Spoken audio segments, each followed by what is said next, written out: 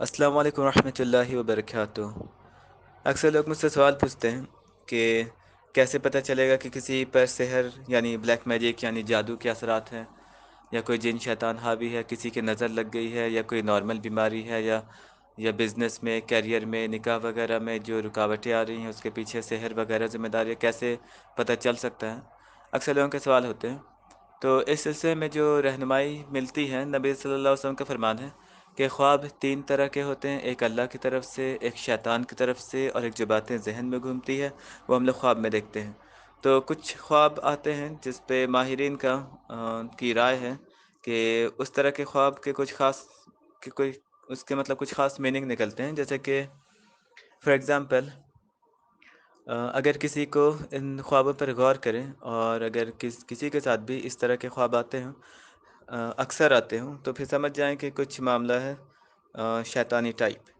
चूँकि ख्वाब तो बहरहाल किसी को भी आ सकते हैं, अच्छे-बुरे सब, लेकिन कुछ ख़ास किस्म के ख्वाब अक्सर आएँ या फिर बुरे-बुरे ख्वाब हमेशा आएँ, तो समझ जाएँ कि यहाँ पर मामला कुछ सीरियस है, यानी कि किसी ने सिहर वगैरह कर दिया, कोई जिन शैतान पीछे पड़ा हुआ है। ठीक है? तो वो किस तरह के ख्वाब, गौर करें। अगर किसी को साँप के ख्वाब अक्सर आएँ, साँप यानी स्नेक्स, साँप के ख्वाब अक्सर आएँ, तो साँप तो हदीस में भी है कि वो जिन्नों शैतानों की अलामत है। तो ये हो गया। इसके अलावा साँप या कोई जानवर जैसे शेर हो, बुल हो, यानी या फिर बैल हो, या फिर कोई भी जानवर हो, साँप या कोई इंसान या शैतान या कुछ भी, जो ख्वाब में चेस कर रहा हो, पीछा कर रहा हो नुकसान पहुँचाने के लिए,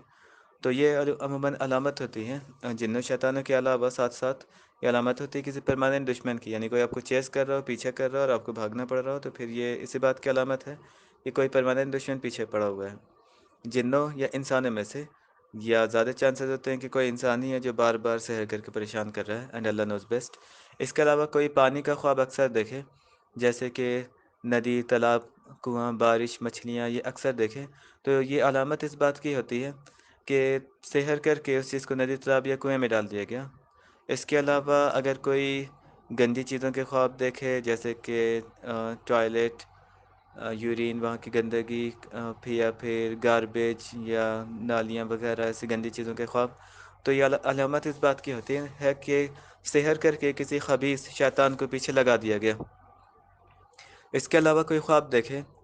मुर्दों से रिलेटेड ख्वाब, यानी जो मर चुके हैं उनको देखे, या ज़िंदा लोगों को मरते हुए देखे, या मैयत, या फिर कब्र या कब्रिस्तान वगैरह या शमशान वगैरह, तो ये अलामत इस बात की है कि सेहर करके उस चीज़ को किसी कब्र या कब्रिस्तान में दफन किया गया, या फिर कब्रिस्तान वगैरह की मिट्टी में सेहर करके उसे आपके घर या रास्ते या दुकान वगैरह में उसे डाल दिया गया, उस मिट्टी को, और इस तरह से सेहर किया गया।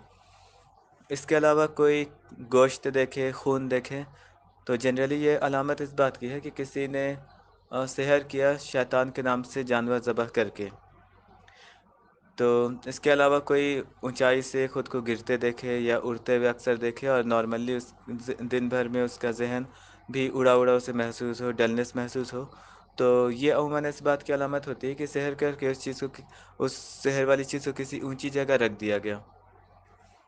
तो इस तरह के ख्वाबों से कुछ इशारा मिल जाता है। इसके अलावा कुछ फ़िज़िकल सिम्पटम्स भी होते हैं, जैसे कि जनरली जिसके साथ भी सेहर और शैतानी मामलात हों, तो जनरली उनको सर में दर्द या भारीपन ये महसूस होता है, या कंधों में भारीपन महसूस होता है, या फिर पूरे जिस्म में ही भारीपन और डलनेस की तरह महसूस होगा। एक तो ये। दूसरा, अगर सेहर वाली चीज़ खिलाई-पिलाई गई है, तो ज़्यादातर मामलात में ये होता है कि ऐसे मरीज़ों को जिनको सेहर वाली चीज़ खिलाई-पिलाई गई है, तो उनको सीने या पेट में अक्सर दर्द या भारीपन की तरह महसूस होगा, या फिर कभी-कभी हार्ट या दिल है उस मकाम पे या फिर पेट में लगेगा, जैसे कि कोई सुई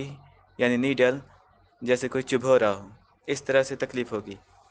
और मेडिकल रिपोर्ट्स में अमूमन तमाम रिपोर्ट्स नॉर्मल होते हैं, कुछ पता ही नहीं चलता, और डॉक्टर्स मान लेते हैं कि नहीं, ये गैस की वजह से परेशानी है, बस वो ऐसे कह देते हैं। तो अक्सर ये होता है कि रिपोर्ट सारे नॉर्मल हो, पेट और सीने में अक्सर दर्द हो, तो तो फिर समझ जाएँ कि चांसेस यही है कि ज़हर वाली चीज़ें खिलाई-पिलाई गई हैं। तो इससे पता चल जाता है। इसके अलावा कुछ और भी सिम्पटम्स हैं, जैसे कि निकाह के बाद वाइफ़ हस्बैंड के बीच में अगर छोटी-छोटी बात को लेकर के बहुत ज़्यादा झगड़े हों, यानी कि हर बात में झगड़ा, मामूली-मामूली सी बात में बहुत ज़्यादा झगड़े हो रहे हैं, और ऐसा कि لگے کہ بس ڈیورس لے کے ہٹ جانا ہے، یا پھر ہسبینڈ باہر سب سے اچھے سے پیش آتا ہو لیکن گھر میں جیسے داخل ہوا بس وہ غصہ ہو گیا، اس کا موڈ آف ہو گیا، چڑچڑاپن آ گیا، اور وائف کی ہر بات سے اسے چڑچڑاپن محسوس ہو رہا ہے، اور وہ اریٹیٹ ہو رہا ہے، اور وہ پھر غصہ کر کے پھر جھگڑے شروع ہو جا رہے ہیں، یہ ہو، یا وائف ہسبینڈ دونوں ہی کے ساتھ یہ ہو کہ دونوں کو ایک دوسرے کی موجودگی پسند نہیں ہو، چہرہ بھی دیکھنا پسند نہیں ہو، اور ہر بات سے غصہ آئے، نفرت کی طرح محسوس ہو، تو یہ عموماً علامت اس بات کی ہوتی ہے کہ کسی نے کر دیا سحر تفریق یعنی کہ جدائی ڈالنے کا یا ڈیورس کروانے کا. تو اس طرح کے سحر میں اسی طرح کی کیفیت ہوتی ہے. اس کے علاوہ جیسے کہ کوئی بھی پورے گھر کے لوگ یعنی پورے فیملی ممبرس یا کوئی ایک فرد وہ ہمیشہ بیمار پڑتا رہتا ہو، کبھی یہ بیماری اس سے نجات مل کر کے پھر کبھی وہ بیماری کبھی وہ بیماری، اور سارے لوگ بالکل پریشان ہیں کہ کیا بات ہے، آخر یہ بیمار پہ بیمار ہو رہا ہے یہ بندہ. تو یہ علامت عموماً اس بات کی ہوتی ہے کہ کسی نے سحر امراض کر دیا، بیماریوں کا سحر. اگر ڈاکٹرز بھی کہیں کہ نہیں ایسی تو کوئی بات نہیں ہے، ایسا تو کچھ نہیں ہونا چاہیے، پھر ایسا کیوں ہو رہا ہے، تو سمجھ جائیں کہ چانسز ہے کہ کسی نے سحر امراض کر دیا، بیماریوں کا سحر. اس کے علاوہ نکاح کے بعد یہ ہو کہ تمام میڈیکل رپورٹس بھی نارمل ہوں یا مائنر کچھ ایشوز ہوں، اور میڈیکل لائن سے چیک اپ کروانے کے بعد بھی اور ڈاکٹرز یہ کہیں کہ نہیں سب کچھ تو اوکے ہے، پھر آپ کے یہاں اولاد کیوں نہیں ہو رہی، یعنی اولاد میں رکاوٹ کا ایشو ہو، سب کچھ نارمل ہو لیکن اولاد کا ہی مسئلہ ہو، یا پریگننسی ہونے کے بعد سمجھیں کہ 4 5 6 یا کچھ بھی مہینوں کے بعد وہ مس کیریج ہو جائے بار بار، یا ڈیلیوری کے بعد سمجھیں کچھ ہی عرصے میں بچے کی موت ہو جائے، یہ، یا ایک تو پریگننسی میں کافی پریشانیوں کا سامنا کرنا پڑے، یہ اور اس طرح کی علامتیں ہوں، تو یہ چانسز اس بات کے ہوتے ہیں کہ کسی نے سحر کیا اور یہ اولاد میں رکاوٹ کا سحر کر دیا. تو عموماً اولاد میں رکاوٹ کا سحر کیا جاتا ہے تو کبھی کبھی اکثر یہ بھی ہوتا ہے کہ ایسے لوگوں کو بچوں کے خواب بھی اکثر آتے ہیں، ایسی خواتین کو. تو یہ سب کچھ ظاہری سمٹمز ہیں اور کچھ خواب سے ریلیٹڈ ہیں جن پر غور کیا جائے تو اندازہ لگایا جا سکتا ہے کہ کس ڈائریکشن سے پریشانیاں ہیں اور کس ٹائپ کے سحر ہیں. یا پھر ایک بات یہ بھی سمجھنا ضروری ہے کہ سحر اور جناتی شیطانی جو معاملات ہوتے ہیں، تو دیکھیں جن شیاطین عام طور پہ لوگوں کو 4 وجوہات سے پریشان کرتے ہیں، تو جو بھی سحر بھی لوگ کرتے ہیں نا، تو سحر کو افیکٹو کرنے کے لیے یعنی جادو کو افیکٹو کرنے کے لیے جنوں شیطانوں کو ہی بھیجا جاتا ہے. ایسا نہیں ہوتا ہے کہ صرف سحر ہو اور کوئی جن شیطان خبیث ساتھ میں نہیں ہو. شاید 5% ایسے میجک پائے جاتے ہوں جن میں کوئی جن شیطان انوالو نہیں ہو، تو جن و شیطان کو بھیجا ہی جاتا ہے. میں نے تو کئی بار علاج کیا تو ایک شخص میں ایک مریض میں 1,000 شیطان بھی سوار ہوئے ہیں. تو خیر ایک تو یہ ریزن ہے جس کی وجہ سے جن شیاطین خبیث وغیرہ انسانوں کو پریشان کرتے ہیں، یعنی انہیں سحر کر کے بھیج دیا گیا. سحر ہمیشہ ٹارگیٹڈ ہوتا ہے، یعنی کہ کوئی خاص مقصد کے لیے کیا جاتا ہے، جیسے کیریئر میں رکاوٹ، بزنس میں، اولاد میں، سحر محبت، سحر تفریق، یا سحر جنون پاگل پن کا، یا مطلب کوئی خاص بیماریاں، کوئی خاص پریشانیاں کریٹ کرنے کے لیے، برکتیں اٹھا لینے کے لیے، یا بندہ تمام کوششیں کرے لیکن اسے ہر کام میں ناکامی ملے، مطلب یہ ساری چیزیں سحر کے ذریعے کی جاتی ہیں. دوسرا ایک اور ریزن ہوتا ہے جس کی وجہ سے جن شیاطین پریشان کرتے ہیں، وہ کیا ریزن ہے؟ وہ ہے کہ کسی جن شیطان وغیرہ کو انسان سے محبت ہو جائے اور وہ اس وجہ سے اس کے پیچھے پڑ جائے. تیسرا ریزن ہوتا ہے کہ جن و شیطانوں میں سے کسی کو ہم لوگ چونکہ دیکھ نہیں پاتے، انہیں انجانے میں نقصان پہنچا دیتے ہیں، تو اس سے کیا ہوتا ہے کہ پھر وہ بدلہ لینا شروع کر دیتے ہیں. ایک یہ 3 ریزنز ہو گئے ہیں جو ڈائریکٹلی انسان سے کنیکٹڈ ہیں. چوتھے ریزن کا تعلق ڈائریکٹلی انسان سے نہیں ہے، اس کا تعلق اس پلیس سے ہے، یعنی کہ آپ کسی گھر میں شفٹ ہو گئے، اس گھر میں پہلے سے ہی جن و شیطانوں کا بسیرا تھا، اب وہ لوگ پریشان کرنا شروع کر دیں گے. تو بیسیکلی یہ 4 ریزنز ہوتے ہیں. اس کے علاوہ اب ان کا علاج کیسے ہوتا ہے؟ تو علاج کے 2 طریقے ہیں، ایک تو ہے حرام علاج اور ایک ہے جائز قرآنی علاج. حرام علاج کیا ہے؟ حرام علاج میں ایسے مولویوں باباؤں کے پاس جائیں لوگ جو کہ تعویذیں دیتے ہیں، نقش دیتے ہیں، کیل دیتے ہیں اور سرسوں دیتے ہیں اور اس طرح کی چیزیں. تو تعویذ کا لٹکانا مسند احمد کی حدیث ہے کہ یہ شرک ہے، تو تعویذ کا لٹکانا سختی سے منع کیا گیا. जायज़ इलाज क्या है? जैसे कि नबी सल्लल्लाहु अलैहि वसल्लम पर सहर किया गया तो अल्लाह रब्बुल आलमीन ने जिब्रील अमीन को सूरह फलक और नास दे करके भेजा, यानी इलाज दे करके भेजा। और जिब्रील अमीन ने कोई सूरह फलक और नास का उन्होंने कोई नक्श बना करके नहीं लटकाया था, या कोई तावीज़ बना करके नहीं दे दिया था, या पिलाया नहीं था, बल्कि उन्होंने सूरह फलक और नास की तिलावत की थी। जायज़ इलाज में जो भी शख्स इलाज करेगा तो वो कुरान की तिलावत करेगा ऊँची आवाज़ में मरीज़ के सामने, और जो अल्लाह के रसूल ने दुआएँ सिखाई है उसमें से वो दुआएँ माँगेगा। तो यही जायज़ इलाज है। इस तरह से कोई भी इलाज करे और उस तरह से वो कुरान की तिलावत करके, कुरान में कुछ ख़ास और मख़सूस सूरतें और आयतें हैं, अ, उनकी तिलावत वो करेगा और उसी से वो मरीज़ पर भी दम करेगा, और पानी, ऑयल वग़ैरह में भी, और उसको इस्तेमाल का वो तरीका बता देगा। तो बस यही जायज़ इलाज है और यही सबसे ज़्यादा इफ़ेक्टिव भी है अल्हम्दुलिल्लाह। और इसी तरह के इलाज अगर कहीं से करवाया जाए तो उससे सही मायने में फ़ायदा भी होता है परमानेंटली इंशाअल्लाह, और ख़ास तौर से ईमान की भी हिफाजत होती है। वरना अगर कोई बंदा ऐसे लोगों के चक्कर में फंस जाता है जो पलीता जलाने के लिए कहते हैं, या फिर तावीज़ें देते हैं और नक्श देते हैं और ऐसी वैसी चीज़ें, तो इन सब चीज़ों में और कुछ नहीं होता है। इन सब चीज़ों के साथ वो लोग अपने मुवक्किल, जो दरअसल जिन्न और शयातीन खबीस होते हैं, जो लोग अमल करने के बाद हासिल करते हैं, चाहे सिफली अमल हो, हमज़ात का अमल हो, जिन्नात शैतान खबीस का अमल हो, या फिर शेख सद्दो का अमल हो, कोई भी अमल हो, वो सारे अमल करके वो लोग उन जिन्नों शैतानों खबीसों को अपने लिए काम करने के लिए तैयार करते हैं, और उन्हीं की मदद से वो इलाज करते हैं किसी के सेहर का काट करने की कोशिश करते हैं, या सेहर भी करते हैं। तो वो जो ऐसे लोग जो भी ताबीज़ें, नक्श या कील या जो कुछ भी देते हैं, तो इन सब चीज़ों के साथ वो लोग अपने मुवक्किल यानी जिन्नों शैतानों खबीसों को भेज देते हैं। तो अब अगर आप तावीज़ लटकाएँगे तो उनके मुवक्किल आपके गले में मौजूद हैं, और वो भी शैतान है। तो कई बार होता है कि तावीज़ वाला ही जो शैतान है वो और ज़्यादा मुसीबतें खड़ी कर देता है और मुसीबतें बढ़ा देता है, वो परेशानियाँ क्रिएट करता है। तो बस यही होता है। और जो लोगों को गलतफ़हमी है कि तावीज़ में अल्लाह का कलाम होता है, तो ऐसी चीज़ें अमूमन नहीं मिलती हैं तावीज़ में, चूँकि मैंने हज़ारों लोगों का इलाज किया और मैं तो तावीज़ें खोल कर के लोगों को दिखाता हूँ। ज़्यादातर तावीज़ों में क्या चीज़ पाई जाती है? नक्श वग़ैरह, अलग-अलग ये बॉक्स बने हुए होते हैं, उसमें नंबर या हुरूफ लिखे होते हैं। तो ये नक्श क्या है? इसका कुरान से कोई ताल्लुक़ नहीं है। ये जादू की एक किस्म है जिसको तिलिस्म कहते हैं, और ये शैतानी इल्म है, इसके अलावा कुछ भी नहीं। और यही जादू करके ऐसे तावीज़ या नक्श वग़ैरह बना करके आपको दे दिया जाता है। उसके साथ एक या एक से ज़्यादा मुवक्किल यानी शैतानों, जिन्नों को भेज दिया जाता है, और वो फिर प्रॉब्लम क्रिएट करते हैं। तो ये हराम इलाज है, इनसे सख्ती से बचने की ज़रूरत है। और फिर लॉजिकली भी गौर करें तो हर मुसलमानों के घर में अमूमन पूरा का पूरा कुरान ही होता है। जब पूरा कुरान जिन्नों शैतानों सहर वगैरह को काटने में नाकाम हो जा रहा है, तो हम छोटे कागज़ में चंद आयतें लिख के लटका लें गले में, वो क्या कर लेगा जब पूरा पूरा कुरान ही कुछ नहीं कर पा रहा है। वो इसलिए, चूँकि नबी सल्लल्लाहु अलैहि वसल्लम का मामूल क्या था, जिनकी इत्तिबा में ही कामयाबी है, वो ये था कि वो सुबह उठने से लेकर दोबारा सोने वक्त तक वो